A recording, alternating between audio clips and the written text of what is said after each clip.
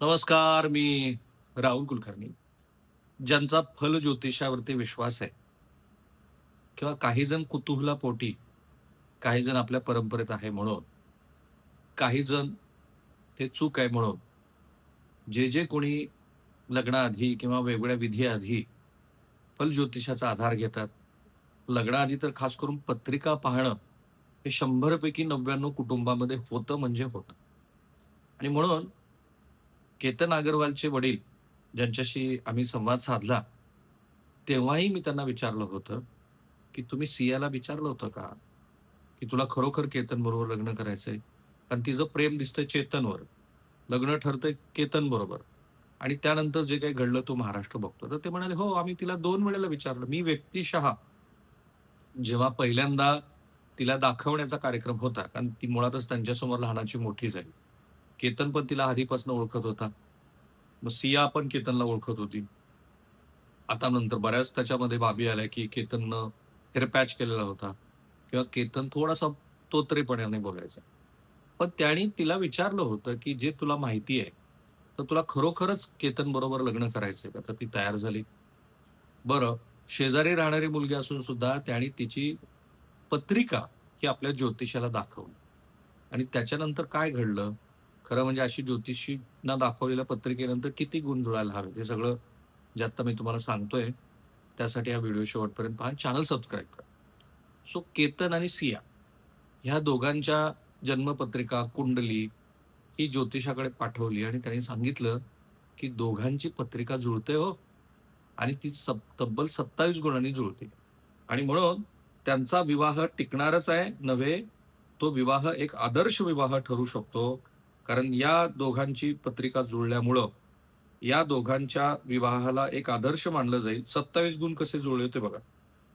केतन आणि सिया यांची लग्नापूर्वीची जी पत्रिका जुळवली, त्यात केतनचा देवगण आणि सियाचा मनुष्यगण आहे हे दिसलं.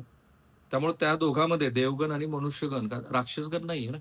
त्यामुळं त्यांच्यात चांगला समजूतदारपणा राहील असं ज्योतिषाने सांगितलं. दोघांचे 36 पैकी 26 ते 27 गुण जुळले आणि त्यामुळं केतनचे वडील आणि सियाचा भाऊ साहिल या दोघांनी ह्या लग्नाला होकार दिला.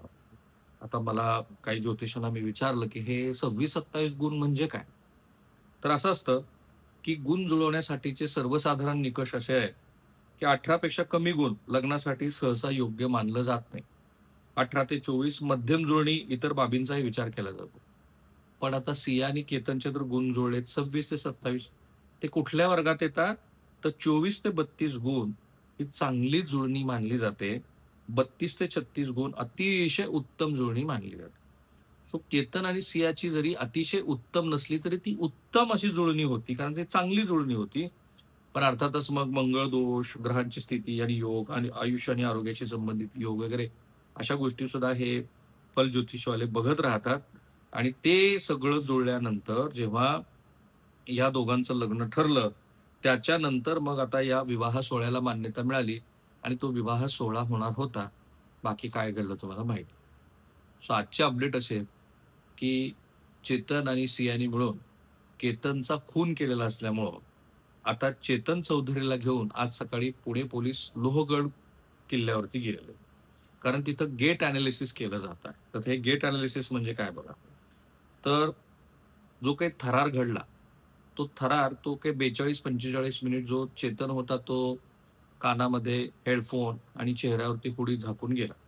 32-35 डिग्री सेल्सिअस टेम्परेचर असताना हा तिथे कसा काय गेला?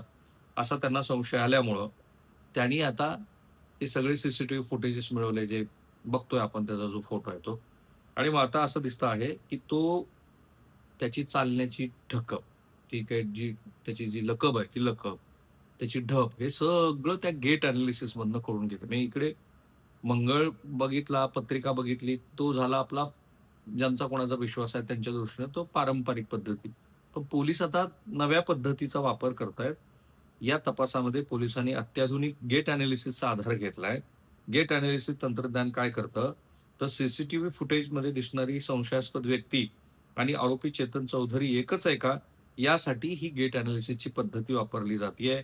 चालण्याची ढब आणि हालचालीचं विश्लेषण या गेट एनालिसिसमध्ये केलं जातं. म्हणजे आधुनिक पद्धतीनं हा तपास पूर्ण होऊन प्रत्यक्षामध्ये न्यायालयामध्ये जेव्हा केस उभी राहील, ती केस ही विशाल अग्रवाल यांना वाटतं त्याप्रमाणे अतिशय मजबूत करण्याचा प्रयत्न पोलीस करतायत आणि हे पण जुळवलं जातंय. आता पोलीस तपासातले काही संदर्भ मी सांगतो, की ही कल्पना कशी सुचली, की आपल्याला केतनला ठार करायचंय. तर ते बघा, 18 जूनला केतनच्या हत्येनंतर 6 दिवसाच्या आत पोलिसांनी आरोपी सिया आणि चेतनला अटक केली.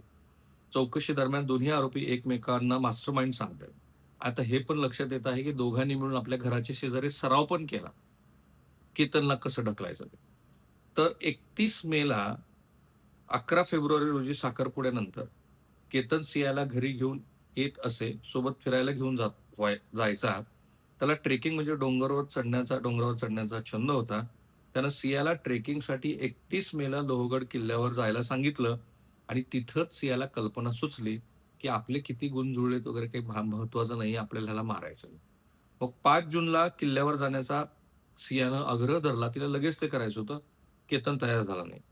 14 जूनला तिने दुसरा प्रयत्न केला. इतके सगळे गुण जुळल्यानंतर 26-27 पण केतन वाचला. त्यावेळेला तुम्हाला माहिती आहे, की ज्यावेळेला 14 जूनला तिनं धक्का दिला, तेव्हा केतन अडकळत-अडकळत एका झाडावर जाऊन पडला. त्यावेळेला ती साप-साप म्हणून ओरडली. किती शातीर आहे. 18 जूनला मात्र 19 जूनला सियाचा वाढदिवस होता. ते दोघं-तिघी मिळून केतन आणि ते मिळून महाबळेश्वरला एका आलिशान रिसॉर्टला जाणार होते. त्याआधी सियानं केतनला प्री वेडिंग फोटोशूटच्या बहाण्यानं लोहगड किल्ल्यावरती नेलं. त्यावेळेला चेतन तिथे मागे होता आणि मग त्या ठिकाणी त्यांनी जे काही महाराष्ट्र बघतोय ते केलं. आणि तो इतका विदारक प्रसंग आहे, की केतनचा अक्षरशः त्याची कवटी फुटली होती. त्याचा चेहरा पूर्ण छिन्न-विछिन्न झाला होता. आणि तो ज्या पद्धतीनं छिन्न-विछिन्न झाला, त्याचं आधी सियाचं रिक्रिएशन आता पोलिसांनी केलंय. म्हणजे ती जी डमी असते, ती डमी मॉनिक्युज म्हणतात. त्या डमी त्यांनी जिथून सियाने त्याला खाली ढकललं, चेतन आणि सियाने, त्या ठिकाणातनं नेऊन त्याने 3 दिवसापूर्वी त्याचं रिक्रिएशन केलं. त्यावेळेला तिथे चेतन नव्हता. पण आत्ता त्याला पोलीस सकाळी लोहगडावरती घेऊन गेले. कारण त्यांना हे सगळं गेट एनालिसिस करायचं आहे, ज्याच्यातनं हे लक्षात येईल, की काय पद्धतीने हे सगळं घडलं. मूळचा हा जो चेतन चौधरी आहे, तो जोधपूरचा आहे. तो ह्यापूर्वी सुद्धा मेहरानगड किल्ला दाखवण्यासाठी सियाला तिथे घेऊन गेला होता असं दिसतंय. आणि मग त्याच्यानंतर याच्यात बरेच नवीन तपशील येत आहेत. जसं केतनकडून ₹1,00,00,000 घेऊन चेतनला सियानं दिले होते. तोही अँगल आहे. मला वाटतं की तो फार महत्त्वाचा आहे. मला सांगायचं एवढं होतं, की केवळ 27 गुण, 26 गुण जुळले म्हणून आयुष्य कोणाचं सुखकर होईल आणि सगळं आलबेल आयुष्यामध्ये होईल असं नाहीये. मुळात लग्न जुळलं आणि लग्न टिकणं हा दोन्ही जुगार आहे हो. तुम्हाला काय वाटतं जरूर कमेंट बॉक्समध्ये सांगा आणि चॅनल सबस्क्राईब करा. थँक